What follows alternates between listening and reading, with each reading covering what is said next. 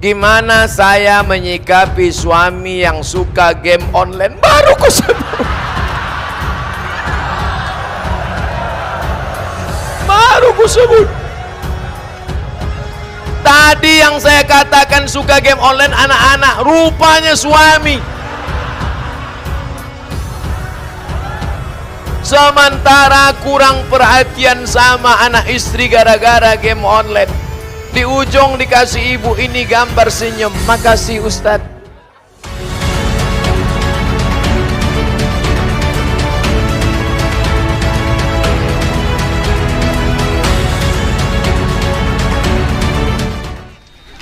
Syukron. Belum dijawab udah syukron. Syukron Ustadz Somad sudah berkenan datang di tanah Sukamara. Saya ibu dari Mendawai. Bagaimana hukum perempuan yang sudah pakai kerudung tapi pakaiannya masih celana panjang, rok potongan, kerudung masih terlihat dadanya, sudah termasuk syariatnya apa belum? Belum. Kerudung perempuan itu menutup dari kepala sampai ke ujung kaki. Kalau nggak bisa sampai ke ujung kaki, sampai ke pinggang. Nanti di bawah sambung lagi pakai kain panjang. Syaratnya mesti longgar, jangan sempit sampai menjerit paha minta tolong. Tolong, tolong. Dia yang berjalan, kita yang takut. Takut pecah. Gimana nggak pecah? Celana untuk umur anak 8 tahun dipakai emaknya 58 tahun. Sampai sebesar batang kelapa. Itulah disampulkan. Dokter sudah melarang jangan pakai celana sempit, celana legging karena darah tidak mengalir. Tapi prinsip orang kita biar sakit asal gaya. Akhirnya mati gaya. Oleh sebab itu jangan lagi pakai celana sempit, jilbab panjang. Ini ada jilbab namanya jilbab sakratul maut. Dililitkan ke leher. Sampai melihat ke bawah pula bisa. Dan lagi, jilbab itu harus menutup dada, tertutup dada, sampai ke bawah. Yang kira-kira kalau diturunkan tangannya tenggelam ke dalam. Tangannya boleh kelihatan, nggak apa-apa. Yang udah pakai cadar, bagus. Jangan ejek orang pakai cadar. Istri Nabi pakai cadar, sahabat Nabi pakai cadar. Yang pakai jilbab, bagus. Yang pakai cadar, bagus. Jangan kelahi.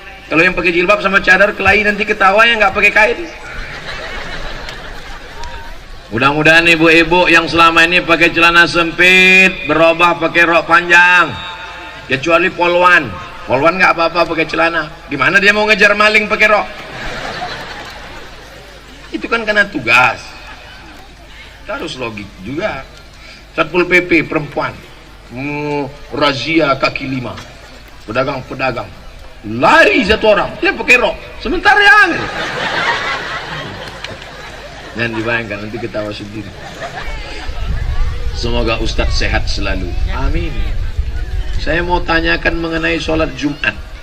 Ketika khotib naik ke atas mimbar, jemaah datang terlambat, langsung sholat sunat, sedangkan khotib sudah membacakan khutbah. Apakah itu sah atau tidak Pak Ustadz? Oke, saya jawab, saya cerita, jamaahnya menjawab. Dengar baik-baik, saya paham orang yang belum sarapan memang susah nangkap. Suatu ketika Nabi sedang khutbah. Nabi khutbah di atas mimbar. Mimbar Nabi itu lantainya 3, tangganya 3. 1, 2, 3. Nabi sudah khutbah 3. Berarti yang tidak dibuat Nabi bid'ah. Ini 2 lantai ini bid'ah. 1 lantai, 2 lantai, 3 lantai. Nabi sedang khutbah. Ketika Nabi sedang khutbah, tiba-tiba datang seorang laki-laki terlambat. Duduk dia. Duduk. Langsung kata Nabi, "Qum." Berdiri kata Nabi. "Sholli." Salat 2 rakaat. Nabi suruh dia berdiri, salat 2 rakaat.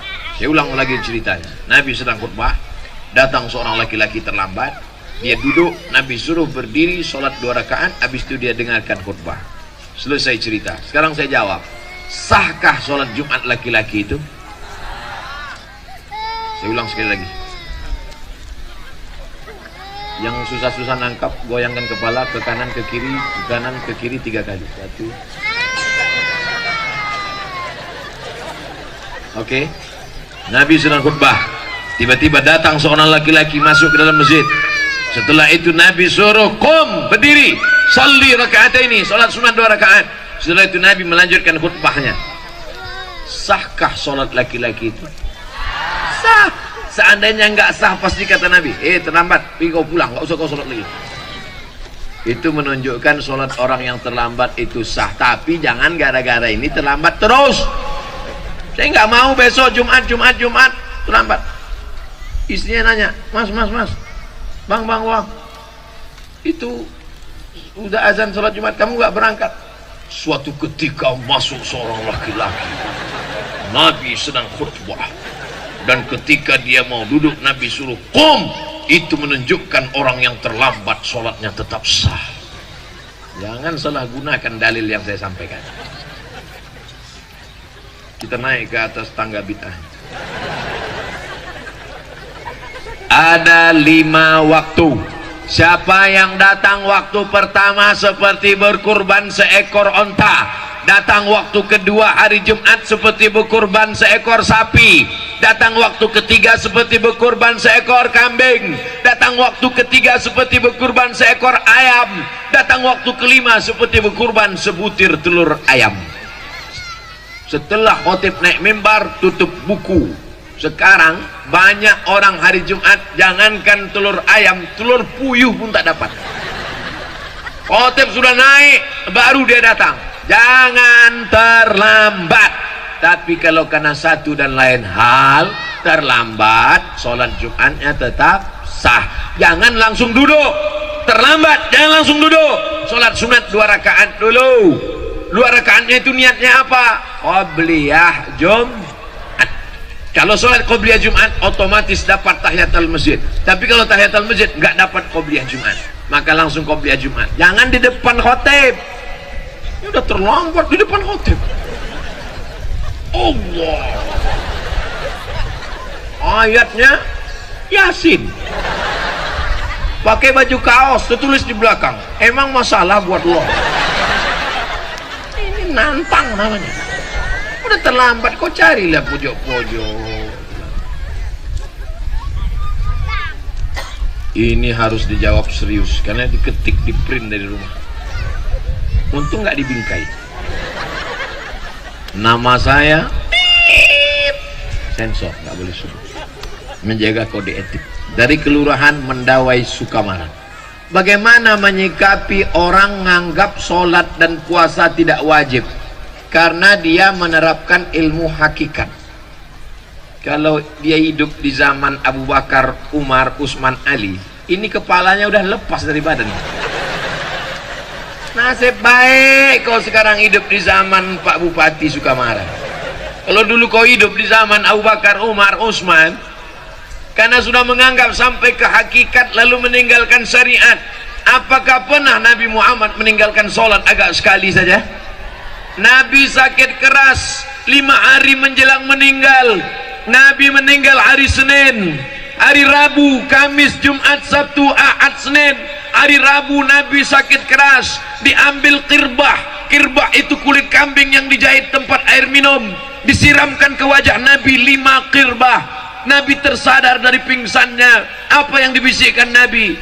Bawa aku sholat berjamaah. Nabi dijamin masuk surga. Hakikat, syariat, tarikat, makrifat menyatu dalam diri Nabi. Al-haqiqatu bila syariatin batilah. Orang yang ngaku hakikat meninggalkan syariat batil. Wasyariatu bila haqiqatin atilah. Orang yang hanya syariat meninggalkan hakikat sia-sia. Oleh sebab itu ciri ulama ahlus sunnah wal jamaah adalah dengan melaksanakan sejalan antara syariat dan hakikat. Ini majelis ulama mesti memanggil orang ini. Kalau dia guru, ini murid-muridnya berbahaya. Kalau satu orang nyasar nggak apa-apa. Ini supir truk nyasar, habis sama brondolnya ikut nyasar. Kalau ada yang mengajarkan begini, mesti dipanggil. Kenapa? Abu Bakar, Umar, Utsman, Ali, Talha, Zubair. Makanya kita ahlu sunnah wal jamaah berpegang pada tiga: akidah Asy'ari, fikih Syafi'i, tasawufnya Sunni, bukan tasawuf falsafi. Tasawuf siapa?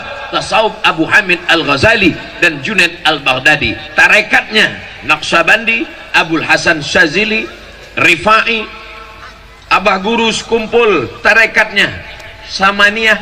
Mereka tetap melaksanakan syariat tanpa meninggalkan syariat. Maka kalau ada orang mengaku-ngaku hakikat meninggalkan syariat, kamu kenapa nggak sholat? Sholat itu hanya syariat saja, saya cukup sholat batin saja. Kamu nggak puasa?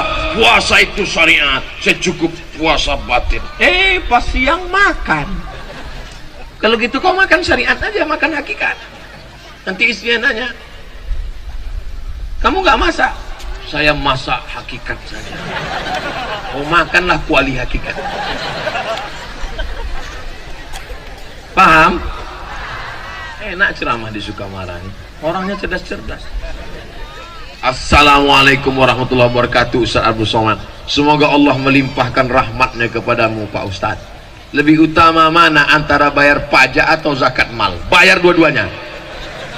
Orang bijak taat pajak, yang nggak mau bayar pajak dipijak-pijak. Saya bayar pajak, dan alhamdulillah syukurnya di negara kesatuan Republik Indonesia, siapa yang bayar zakat maka pajaknya dikurangi, dengan syarat bayar zakatnya di Badan Amil Zakat Nasional. Ada surat keterangan stempelnya, nanti ditunjukkan di kantor pajak, maka pajaknya berkurang.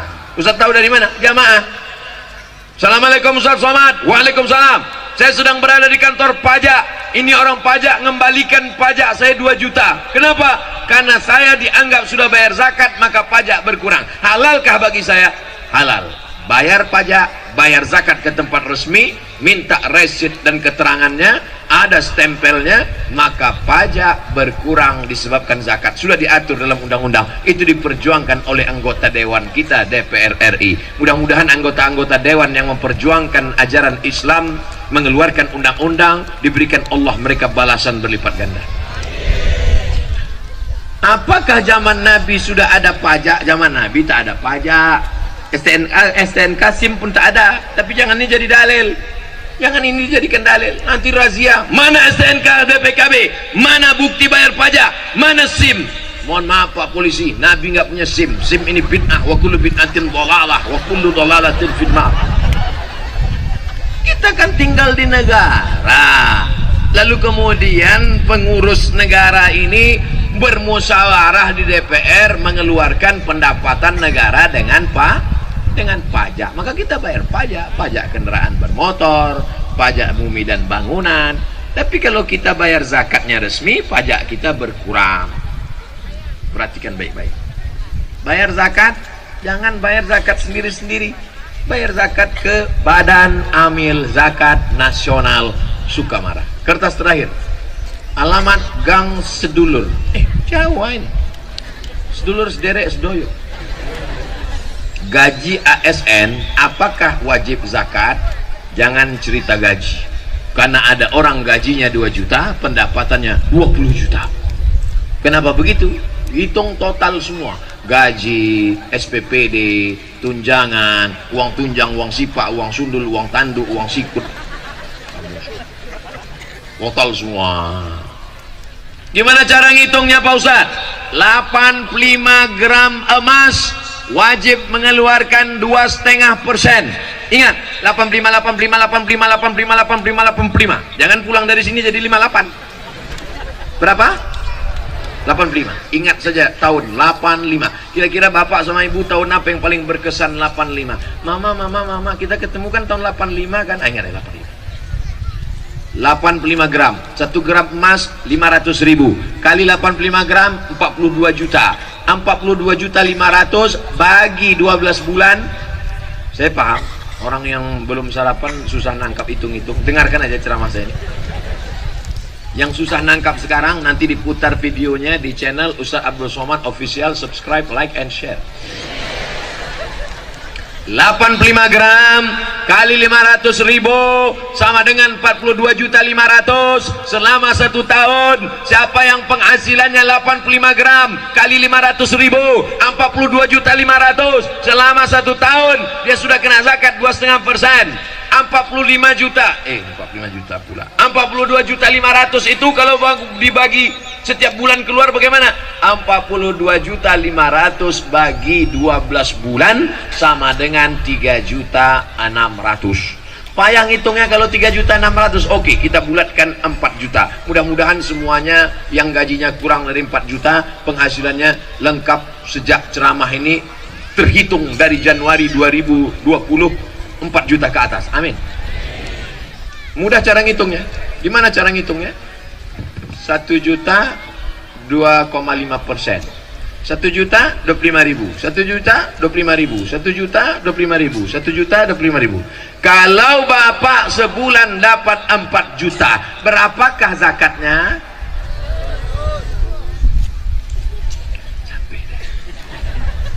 Kalau ibu dapat 1 bulan 10 juta, berapakah zakatnya? 250.000. Udah cara ngitung. Mudah-mudahan bulan depan dapat 10 juta. Amin.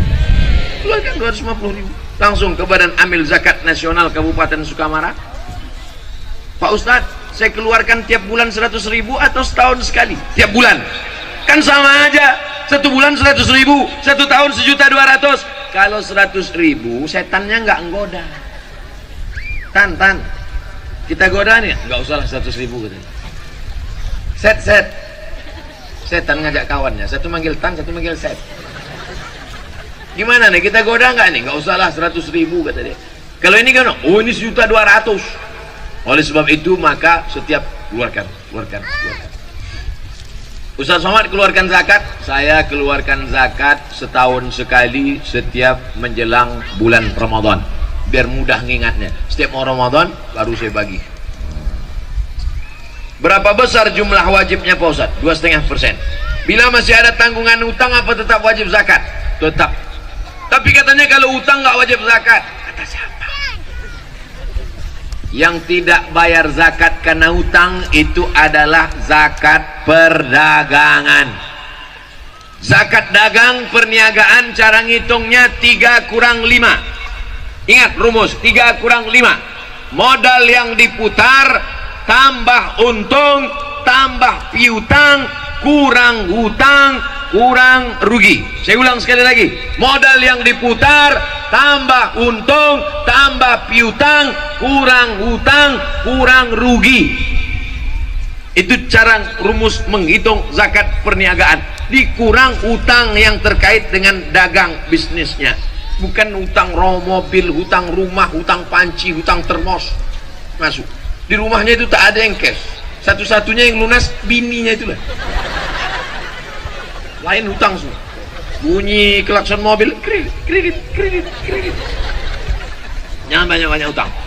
Hidup ini kalau diperturutkan terus mau. Jangan banyak-banyak hutang. Orang kalau banyak hutang itu detak jantungnya tak normal. Coba pegang jantung sebelah kiri. Nah, kalau yang nggak banyak hutang normal ya. Tapi kalau banyak hutang, mudah-mudahan kita dilepaskan dari hutang. Keluarkan zakat, pendapatan, PNS, Pemda, BUMN, pegawai, guru, keluarkan setiap bulan 2,5%. Salurkan langsung ke Badan Amil Zakat Nasional Kabupaten Sukamara. Hubungi nomor berikut ini. Potong, masukkan Instagram, like and share. Terima kasih segala perhatian. Mohon maaf segala kesilapan. 7.30 kita berdoa di akhir majlis. Al-hazihin niyah al-fatihah. Pertanyaan, nama saya Jalan Pangeran Sukamara, Sukarma. Oh, ada lagi Sukarma. Bukan salah ketik. Kelurahan Padang, Kecamatan Sukamara, Kabupaten Sukamara.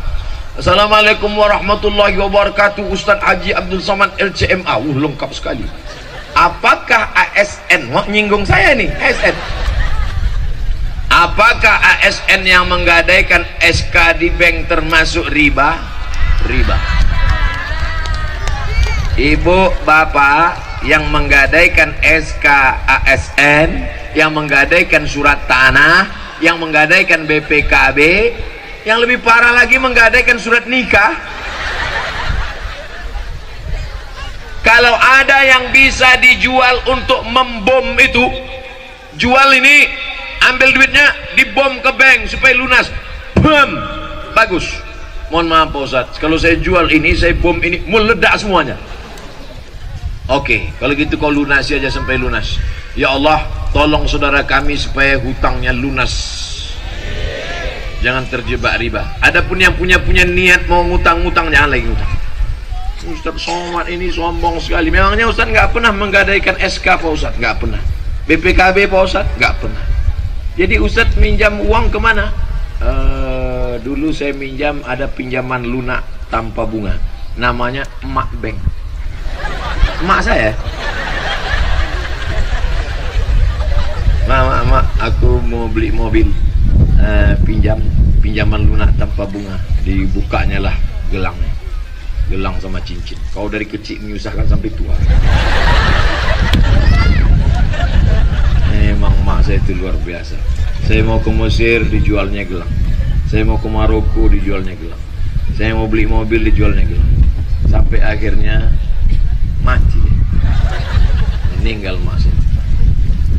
Sebelum dia meninggal, kata dia, tolong belikan aku tanah di bagian kakekmu semeter, karena dia mau dikebumikan situ.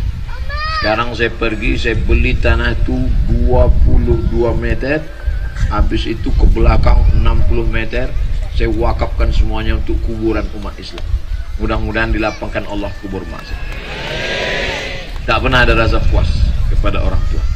Maka pesan saya, yang masih hidup emaknya, masih hidup ayahnya, pulang dari sini, kau belikan lontong sayur suatu. Yang masih hidup emaknya, pulang dari sini, suapkan makanannya, buatkan teh manis, hidupkan dia, peluk dia, cium tangannya. Karena nanti kalau dia sudah meninggal dunia, barulah kau terasa bekas tempat duduknya pun, kalau kau duduk di situ hilang rindu. Bekas tempat sholat sajadahnya pun, kalau kau bentang di tengah malam sholat, kau di situ hilang rindu. Bekas tempat dia berjalan dulu, tetangga sahabat kau jumpai orang itu, puas rindu. Tapi tak ada gunanya. Mumpung dia masih ada sekarang, kasih dia makanan paling dia suka, kasih dia duit. Jangan sampai dia datang ke rumahmu minjam duit 50.000. Nah, minjam duit 50.000, nah, apa kau katakan? Sebentar ya mak, kutanya biniku dulu. Oh, kau betul-betul persatuan anggota suami takut bini.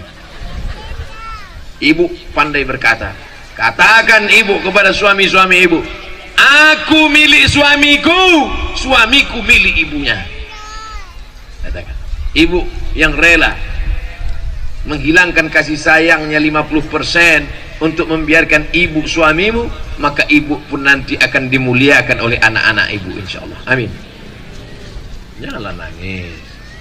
Kalau saya nangis, ibu nangis juga, nanti kita dikira orang nonton film India.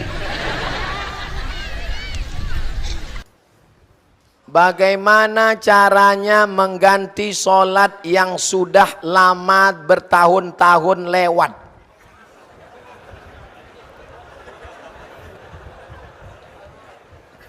La kafarata laha illa dzalik. Sholat yang dulu tinggal sejak akil baligh, tidak ada yang bisa menebusnya kecuali melaksanakan illa dzalik, sholat itu sendiri. Menangis kau di pintu Ka'bah, ya Allah, nggak selesai brother. Enak aja, selesai sholat ambil tasbih, nggak selesai. Sholat yang lama dulu, sepakat 4 mazhab. Mazhab paling tua Imam Abu Hanifah Hanafi, nomor 2 Malik bin Anas Maliki, nomor 3 Muhammad bin Idris Syafi'i, nomor 4 Ahmad bin Hanbal Hambali. Sepakat 4 mazhab Ahlussunnah wal Jamaah, salat yang tinggal dulu wajib diqadha. Qadha bukan qobo. Habis salat Isya qadha, usolli fardal Isya 4 raka'atin qadhaan.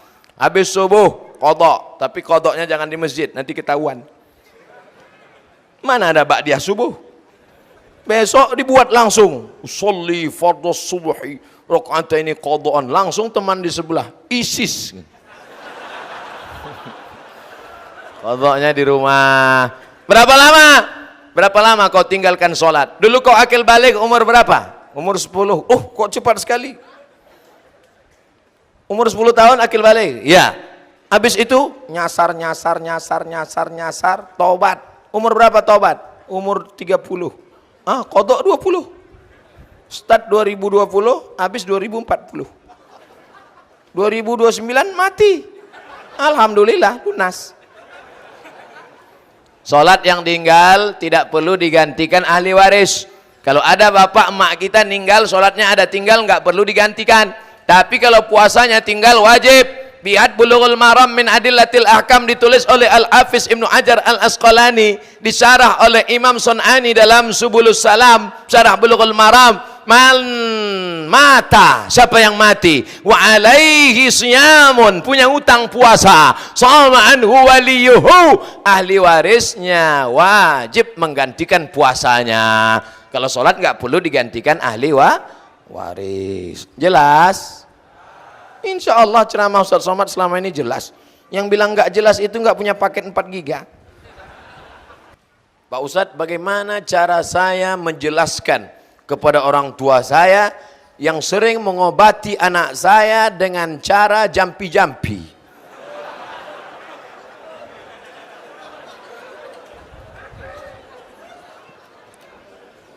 Jangan mentang-mentang sudah ngaji, kata Ustadz nggak boleh pakai jampi-jampi, lalu pulang dari sini panggil ayah, panggil emak. Ayah sini, mama sini. Ya ayyuhalladzina amanu innamal musyrikuna najasun. Jangan, la tusyriku billah, la in asyrakta la yahbatanna amaluka. Jangan ceramahi orang tuamu, sampaikan dengan cara yang santun. Ayah, mama, mau nggak dengar ceramah Habib Umar bin Hafiz? Ada terjemah Indonesianya. Kata dia, jangan buat syirik, nanti amal kita hilang. Ini ada ceramah lembut dari Ustadz Adi Hidayat. Ini ada ceramah lembut dari Habib Syekh. Ini ada ceramah lembut dari Habib Novel. Ini ada ceramah lembut dari, dengarkan dengan dia. Dan jangan lupa, doa silahul mu'min, doa senjatanya orang malam. Doakan, ya Allah, selamatkan orang tuaku ini dari syirik, ya Allah, karena dia sudah meminta-minta dengan jampi-jampinya kepada jin, hantu, setan, jembalang tanah, susar ngesot, ini belorong, sundil bolong. Ustaz hafal juga ya. Mudah-mudahan kita, orang tua kita, anak kita, masyarakat kita diselamatkan dari syirik. La ilaha illallah. Berani masuk Islam, berani mengatakan tidak, say no to drug, say no to syirik. La ilaha la ma'buda bihaqqin illallah.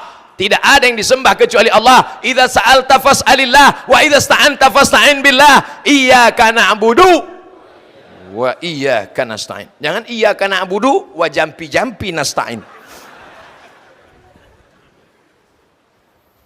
Ustadz nih ngejek kami ya. Enggak, jampi-jampi ini bukan cuman ada di, saya buka jampi-jampi saya. Kalian pikir saya nggak punya jampi-jampi? Ini jampi-jampi untuk anak gadis. Catat.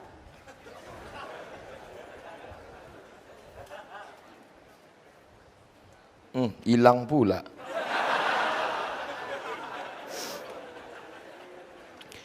Tikaku, tika bigau, tika si anu, tika besiang. Tika itu tikar. Tikarku, tikar dari bigau, tikar si anu, tikar dari besiang. Besiang itu seperti daun pandan yang besar tumbuh di tepi sungai.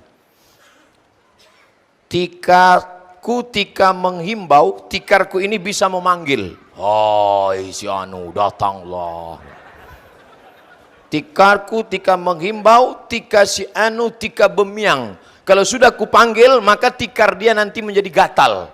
Dia tidur itu enggak lelap, hari terkenang-kenang, terbayang-bayang. Tiba-tiba dibuka jendela, di langit nampak bayangan dia.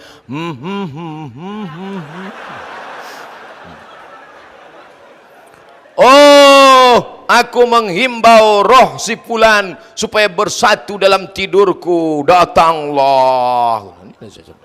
Ini waktu kunjungan saya ke salah satu desa tertinggal, saya dikasih mantra. Belum saya amalkan. Di pedalaman-pedalaman, Ustadz Somad, ini ada mantra-mantra, corong Ustadz seleksi. Mana dia? Saya catat. Untuk mengkaji bahwa di setiap daerah itu pasti ada mantra. Kadang ibu, mau nggak suaminya supaya patuh, supaya gajinya semua untuk kamu? Mau? Oh, ambil kuku, potong, ambil bulu hidung, bakar, masukkan ke kopi. Oh, masukkan ke kopi. Kasih sama suami, dibacakan mantra-mantra. Nanti suamimu patuh seperti sapi yang hidungnya dicolok hidungnya. Alhamdulillah, setelah dibuat, ditinggal, suaminya pergi. Dia lupa, diminumnya sendiri.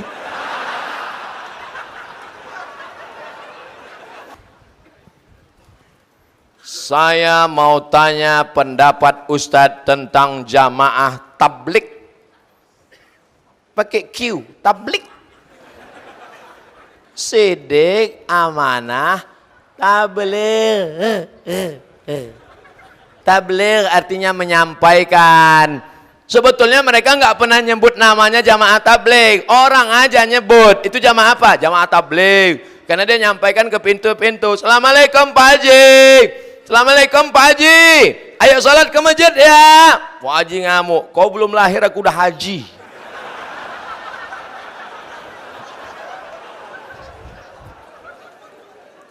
Abdul Somad datang kemari, disambut bupati, disediakan speedboat, dijemput di airport, ada tim yang mengawal. Jamaah tabligh datang sendiri, tidak ada yang nyambut, datang tak dijemput, pulang tak diantar. Tapi bukan jelangkung. Mereka lah yang sesungguhnya mengajak orang ke jalan Allah lillahi. Jangan ejek, kalau sanggup ikut, kalau nggak sanggup jangan ejek. Kenapa kau ajak jamaah tabligh? Karena jamaah tabligh pakai sorban. Nabi pakai sorban. Nabi pakai sorban. Jamaah tabligh pakai jenggot. Nabi pakai jenggot. Jamaah tabligh pakai jubah. Nabi pakai jubah. Jangan ejek sunnah Rasulullah sallallahu alaihi wasallam. Ini banyak yang ejek. Apa itu? Jamaah kompor. Karena mereka ada pergi bawa kompor. Apa itu? Jamaah KUPJ. Kelompok Ustadz Panjang Janggut. Yang berjenggot dengan yang nggak berjenggot jangan saling mengejek. Aku ngeliat ente jika jenggot nih kayak kambing. Aku kambing, kau anjing gitu. Hancur nih Abdul. Kalau anjing sama kambing kelahi, yang ketawa babi.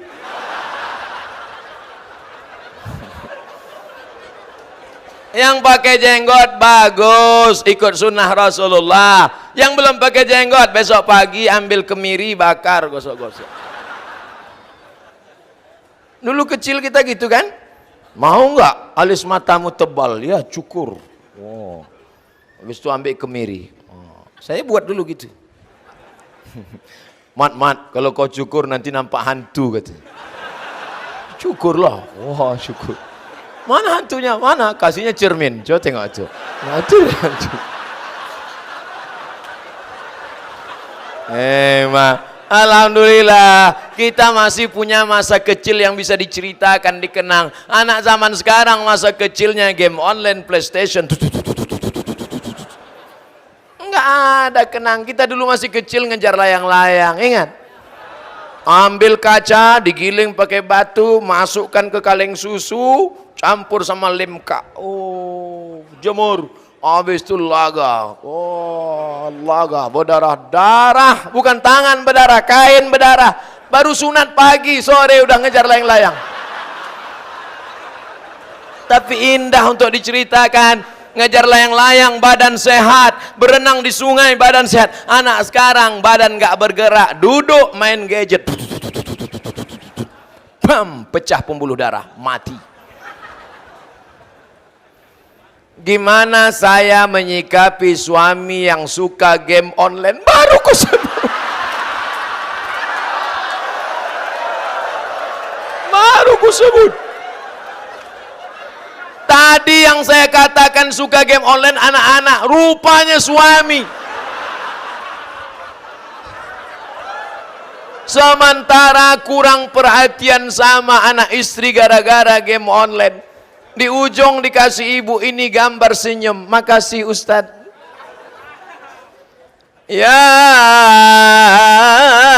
ayyuhalladzina amanu, hai para suami, qu anfusakum, jaga dirimu, wa ahlikum, game onlinemu, nara, jangan sampai kau masuk neraka.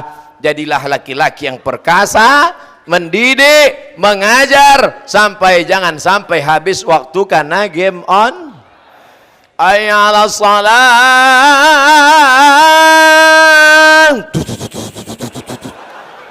hayya 'alal falah,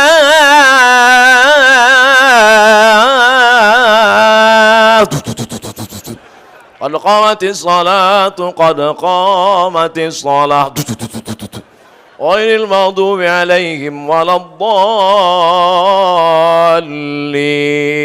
Amin, kata orang di masjid. Dia sakratul maut.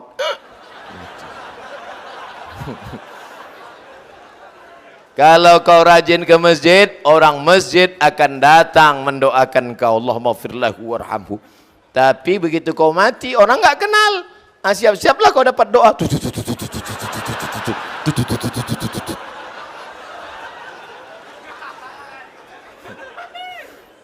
Semoga selalu dirahmati Allah.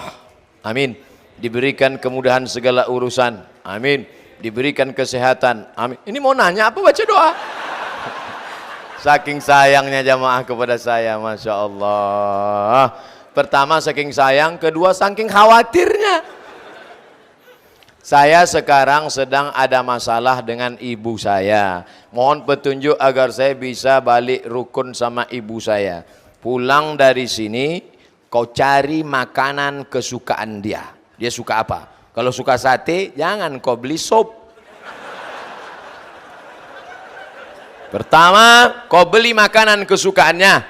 Setelah kau beli makanan, untung syukur-syukur masih ada toko pakaian yang buka. Kau cari pakaian yang paling dia suka, kain baru paling wangi. Sajadah, belikan sajadah. Belikan Quran yang besar supaya dia bisa baca Quran. Habis itu kau datang ke rumahnya, jangan sekarang dia masih tidur. Ibu-ibu, mak-mak cepat tidur. Besok pagi sebelum dia sarapan, makanannya kenapa dibeli sekarang? Makanannya beli besok pagi. Besok pagi. Makanannya kau beli besok pagi, barang-barangnya sekarang. Besok pagi kau datang, kau bersimpuh, kau cium kakinya, lututnya. Mak, mau kau bunuh, aku bunuhlah mak. Mau kau caci maki aku mak, mau kau bilang aku anak anjing, nggak apa-apa mak. Karena berarti kalau aku anak anjing kau.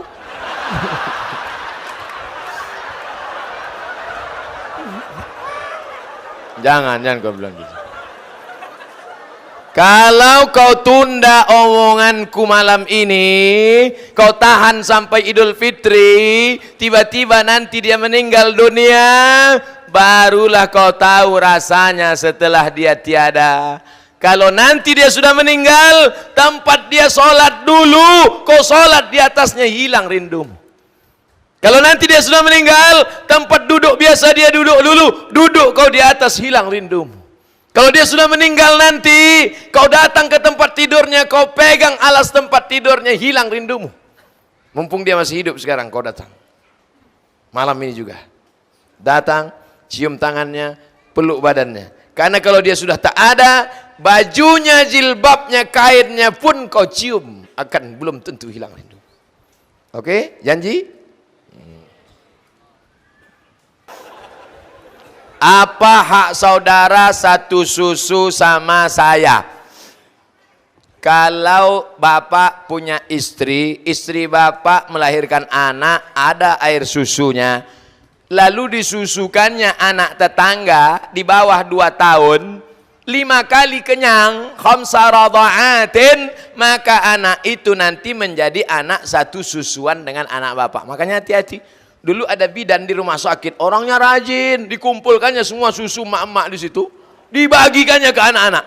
Saya bilang ini baik tapi jahil, nggak ngerti fikih Islam.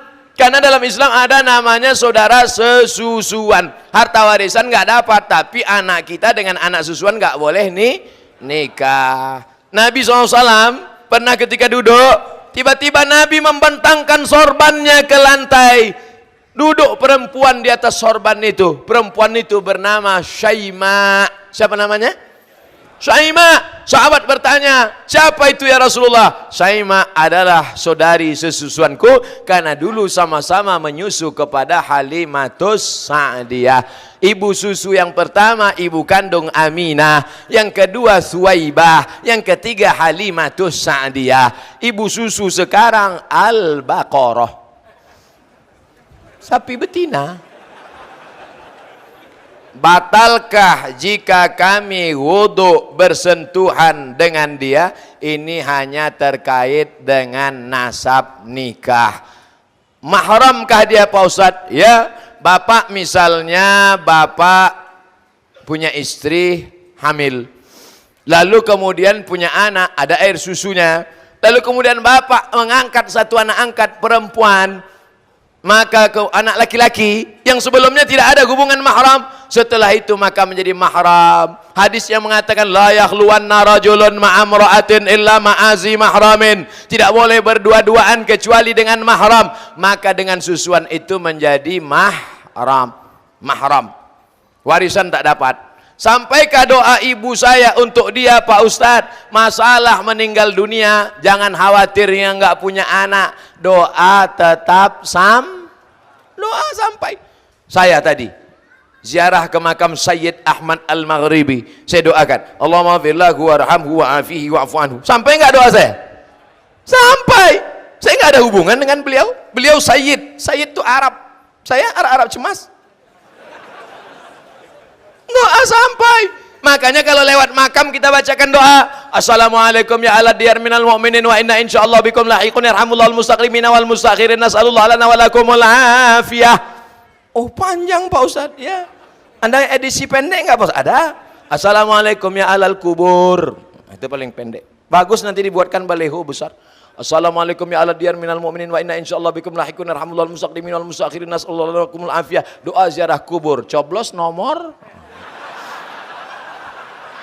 Bagus, bermanfaat sekalian untuk dakwah di kubur-kubur. Bagus apa enggak bagus? Bagus. Untuk apa doa untuk orang kubur kalau doanya enggak sampai? Betul? Maka doa tetap tapi katanya ada hadis mengatakan iza mata ibnu Adam, kalau anak Adam mati maka amalnya putus. Ini anak Adam namanya Abdul Somad.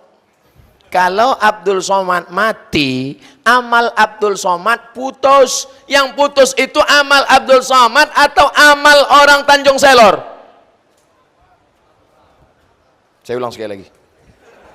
Kalau Abdul Somad mati, amalnya putus. Yang putus itu amal Abdul Somad atau amal orang Tanjung Selor untuk Abdul Somad? Amal Abdul Somad yang putus. Abdul Somad setelah mati nggak bisa ceramah. Kalau dia ceramah jamaah lari. Tapi amal orang Tanjung Selor sampai nggak untuk Abdul Somad? Sampai. Datang orang Tanjung Selor ngirim Fatihah untuk almarhum Abdul Somad dari Tanjung Selor ke Riau, Al-Fatihah. Sampai apa nggak sampai? Selesai. Ada yang bilang nggak sampai. Mana nama lengkapnya? Biar saya nanti kalau mati saya kirim. Kalau nggak sampai cepat-cepat kasih kabar. Saya seumur-umur ceramah baru ini dapat tulisan di tisu.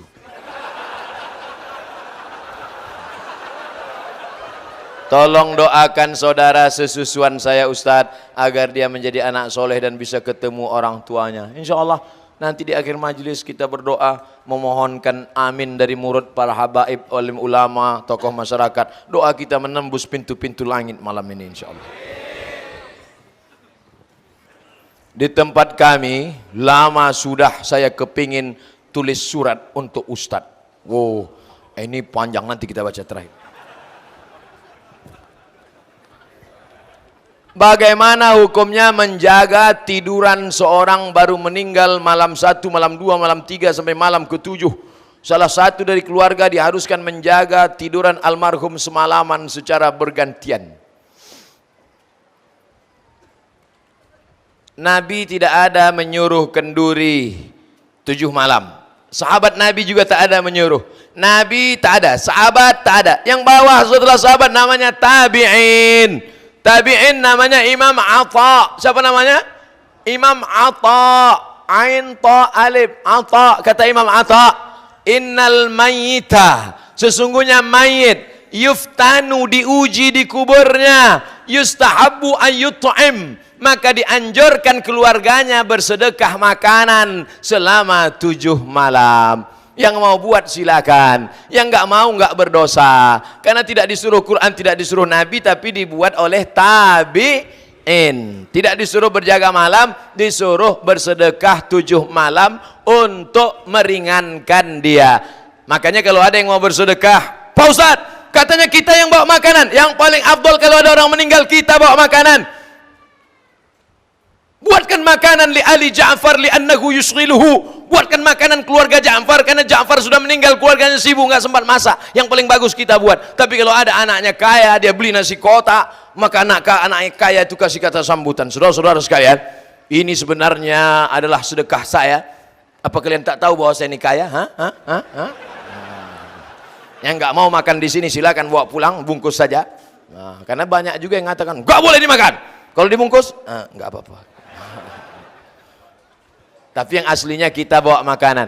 Itu yang saya tahu, bukan disuruh berjaga malam, tapi bersedekah makanan selama 7 malam. Dari Imam Atha, dari kalangan tabi'in. Bagaimana pendapat Ustadz tentang majelis taklim setiap malam Jumat baca Yasin? Sampai ada yang hafal, tapi tak sedikit dari anggotanya yang tak melaksanakan sholat 5 waktu. Mohon pencerahannya Pak Ustadz. Man qara'a Yasin fi lailatin, siapa yang baca Yasin pada suatu malam, asbaha maghfuran lah, besok subuh dosanya sudah diampuni Allah. Hadis ini isnaduhu jayyid, sanadnya jayyid. Kata Imam Al-Hafiz Abul Fida Ismail Ibnu Katsir dalam tafsir Al-Qur'anil Azim, membaca Yasin setiap malam. Tiap malam, malam Senin, malam Selasa, malam Rabu, malam Kamis. Enggak sanggup tiap malam, malam Jumat. Enggak sanggup malam Jumat, mati ya. Yasin wal Qur'anil Hakim, innaka laminal mursalin. Bagus. Tujuan membaca Yasin itu apa? Karena dalam Yasin dikatakan innama amruhu iza arada syai'an ayakula lahu kun.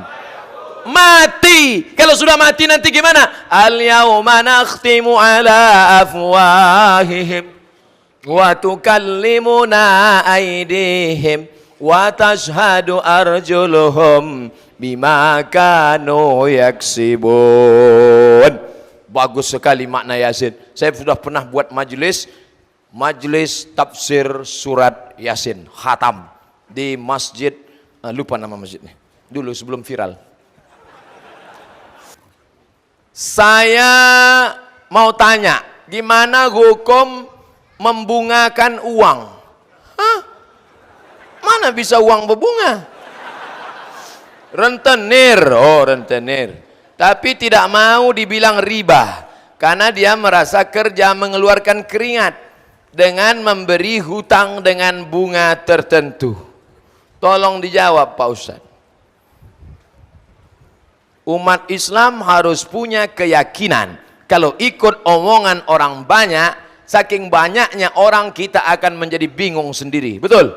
Cerita tentang seorang nenek-nenek, kakek-kakek yang punya seekor sapi. Kakek-kakek, nenek-nenek punya seekor sapi. Dia mau jual ini sapi. Keluar dari rumah dia bawa sapi. Sampai di jalan orang bertanya, bagus ayamnya ya. Dia bilang ini sapi, ini bukan ayam, harganya 5 juta ini, 10 juta ini sapi. Sampai ke pasar ditanya, kamu mau jual ayam ini berapa? Dia mulai ragu, ini ayam apa sapi?